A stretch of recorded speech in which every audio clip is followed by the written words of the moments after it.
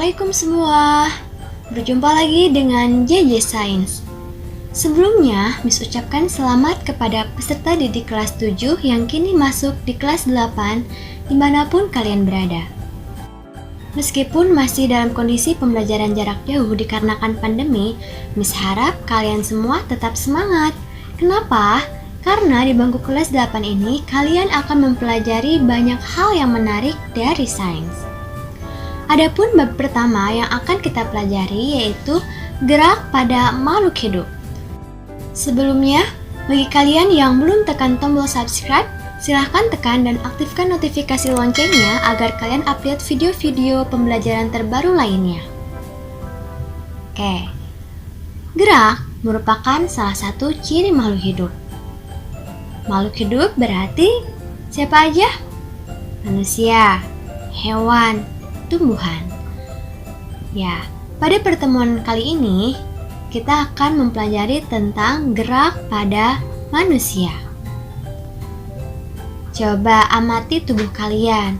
Mengapa pada saat duduk tubuhmu dapat duduk dengan tegak? Apa yang membuat tubuhmu seperti itu? Untuk menjawabnya, coba perhatikan gambar berikut ini. Kalian tahu tenda? Seandainya kain tenda diibaratkan sebagai otot dan tiang tenda diibaratkan sebagai rangka, dapatkah kamu menyebutkan fungsi dari rangka? You got it. Pertama, memberikan bentuk dan menopang tubuh kita. Yang kedua, melindungi organ dalam. Misalnya, tulang rusuk melindungi jantung dan paru-paru. Tulang tengkorak melindungi otak. Tidak terbayang apa jadinya kalau kita bermain basket, lalu bolanya membendung ke bagian dada atau ke bagian kepala kita. Wah, ini ya, bisa bahaya. Inilah bentuk kekuasaan Sang Pencipta yang telah menciptakan segala sesuatu dengan sebaik-baiknya penciptaan. Yang ketiga, tempat menempelnya otot. Yang terakhir, pada jenis tulang tertentu seperti tulang paha atau femur, tulang juga berfungsi sebagai tempat pembentukan sel darah. Sel darah dibentuk di bagian sumsum tulang, yaitu jaringan lunak yang terdapat di bagian tengah tulang. Anak-anak, kira-kira nih, apakah tulang manusia tersusun dari materi kering layaknya batu? Tentunya, kamu pasti pernah makan paha ayam kan? Apabila kita perhatikan, ternyata struktur tulang tidak halus, melainkan terdapat benjolan pada bagian ujungnya. Terdapat titik-titik kasar pada bagian ujung, terdapat lekukan, tonjolan, dan lubang. Masing-masing bagian ini mempunyai fungsi yang berbeda-beda. Lekukan dan tonjolan berfungsi sebagai tempat menempelnya otot.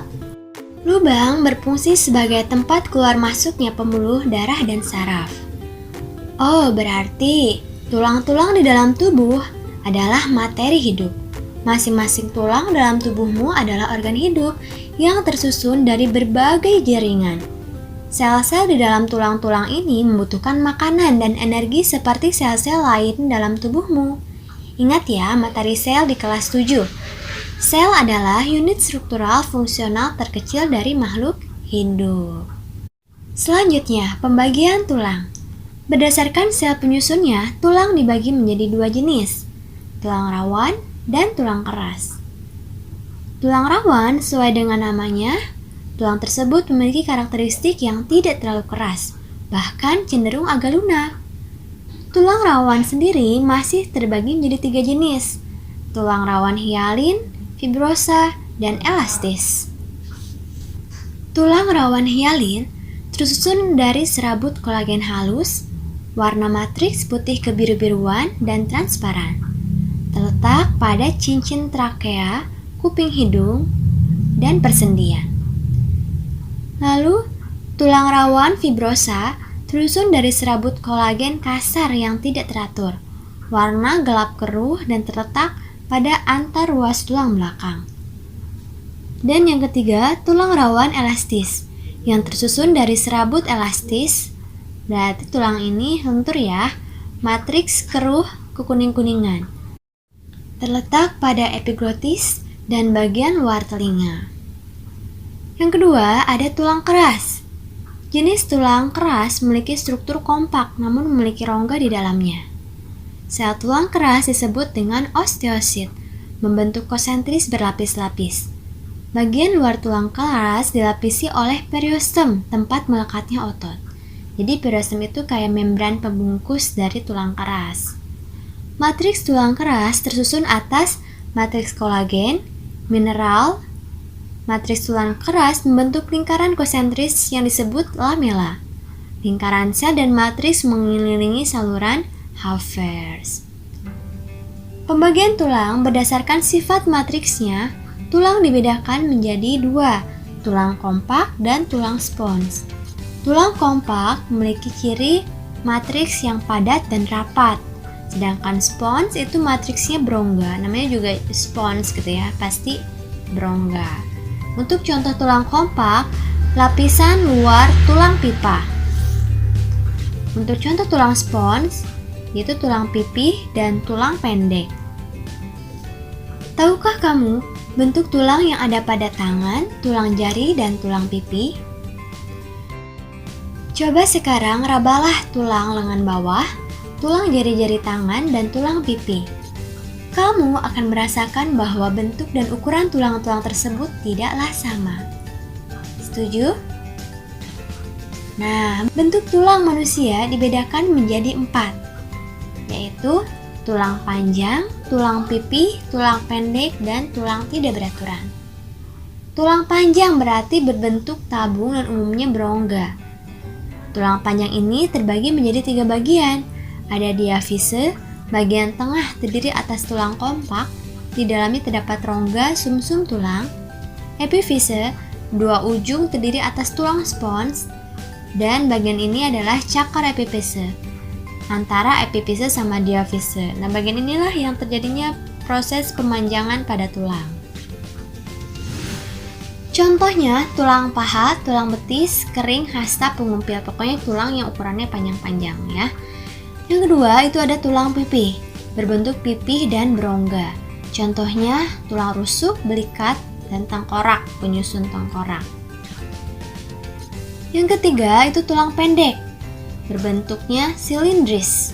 Contoh pergelangan kaki dan pergelangan tangan ya. Dan yang terakhir ada tulang yang tidak beraturan, berarti bentuknya tidak beraturan. Contohnya tulang-tulang penyusun wajah dan tulang belakang. Lalu sekarang bagaimana proses osifikasi berlangsung? Osifikasi adalah proses pembentukan tulang. Pembentukan tulang dimulai setelah terbentuk tulang rawan. Di dalam tulang rawan terdapat rongga berisi osteoblast. Osteoblast membentuk osteosit konsentris. Osteosit mensekresikan protein yang akan menjadi matriks tulang keras. Matriks terisi kalsium dan fosfat sehingga matriks tulang mengeras. Selain mengalami osifikasi, tulang juga mengalami fusi atau penggabungan. Pada saat kamu baru lahir, jumlah seluruh tulang yang ada pada sistem rangka kamu adalah 270 tulang. Seiring bertambahnya usia, beberapa tulang akan mengalami fusi.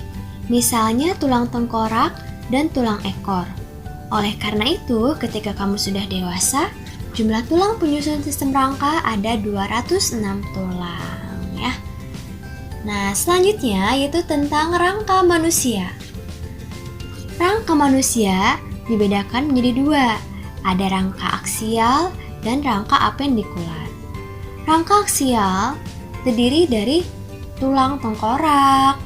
Tulang tengkorak meliputi tulang tempurung wajah, tulang telinga, tulang tapis, tulang pelipis, tulang baji, dan tulang lainnya. Lalu ada tulang belakang, terdiri atas 7 ruas tulang leher, 12 ruas tulang punggung, 5 ruas tulang pinggang, 5 ruas tulang kelangkang, 4 ruas tulang ekor ya. Selanjutnya ada tulang dada, masih penyusun aksial ya. Dan rusuk. Tulang dada juga terdiri atas bagian hulu yang melekat pada tulang selangka, bagian badan melekat pada rusuk sejati, dan taju pedang. Untuk tulang rusuk terdiri atas 7 ruas tulang rusuk sejati. Dikatakan rusuk sejati berarti dari belakang ke depan itu benar-benar nyatu ke bagian dada ya. 3 pasang tulang rusuk palsu dan 2 pasang tulang rusuk melayang. Nah, ini dapat kamu lihat dari gambar ya. Untuk yang melayang berarti dia di bagian belakang saja tulang rusuknya, tidak ada lingkaran. Untuk yang palsu dia menempelnya itu ke rusuk sejati ya. Yang kedua ada rangka apendikuler, anggota tubuh. Apendikuler atau anggota tubuh, anggota gerak atas dan anggota gerak bawah. Berarti itu ada apendikular atas, lengan bawah. Lengan bawah ada hasta, pengumpil, pergelangan tangan, telapak tangan, dan jari-jari tangan. Apendikular bawah berarti terdiri atas paha, tempurung lutut, betis, kering, pergelangan kaki, telapak kaki, dan jari-jari kaki. Seperti itu ya. Nah, anak-anak, coba sekarang kalian berdiri ya. Kemudian lakukan gerakan sesuka hatimu. Ayo, gerakan sesuka hatimu.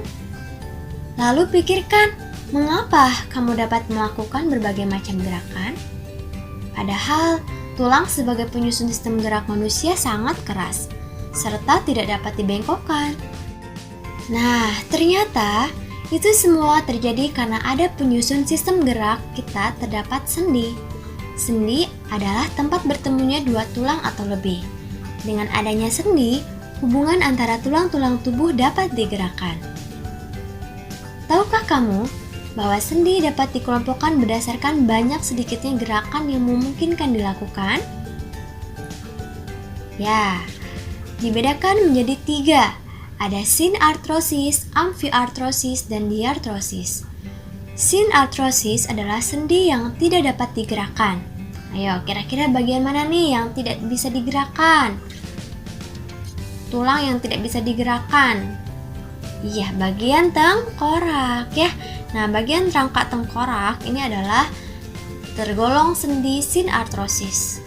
Tidak dapat digerakkan. Kebayang ya kalau bagian penyusun kepala tengkorak itu bisa digerakkan. Nah, yang kedua ada amphiarthrosis, yaitu sendi yang dapat digerakkan namun terbatas. Misalnya, sendi antar ruas tulang belakang. Yang ketiga yaitu diarthrosis, sendi yang dapat digerakkan dengan bebas. Berikut ini beberapa jenis persendian yang dapat digerakkan dengan bebas. Ada sendi peluru, udah nggak asing lagi ya. Putar, engsel, plana, geser. Nah, apa bedanya antara kelima jenis sendi ini? Oke, yang pertama sendi peluru, sendi yang memungkinkan terjadinya gerakan ke segala arah. Kedua ujung tulang berbentuk mangkok dan bonggol.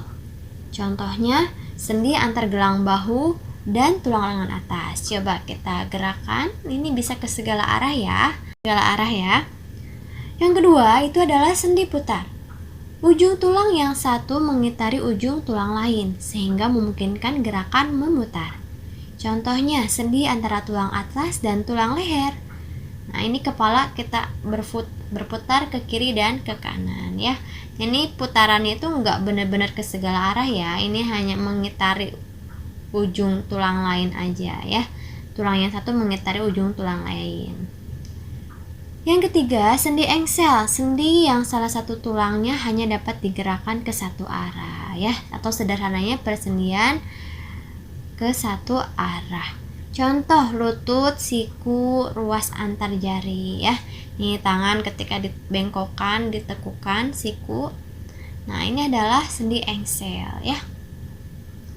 Sendi plana, kedua ujung tulang membentuk sendi berbentuk seperti pelana dan berporos dua.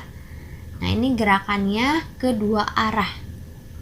Contoh, sendi tulang ibu jari. Nih, ketika dibengkokkan ibu jari, ini adalah sendi plana. Antara tulang telapak tangan dan ruas jari tangan ya.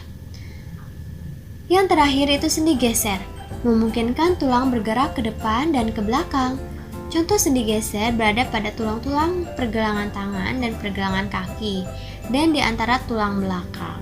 Sendi ini merupakan sendi yang paling sering digunakan dalam melakukan aktivitas sehari-hari, misalnya mengambil buku, naik tangga, makan, dan beberapa aktivitas lainnya.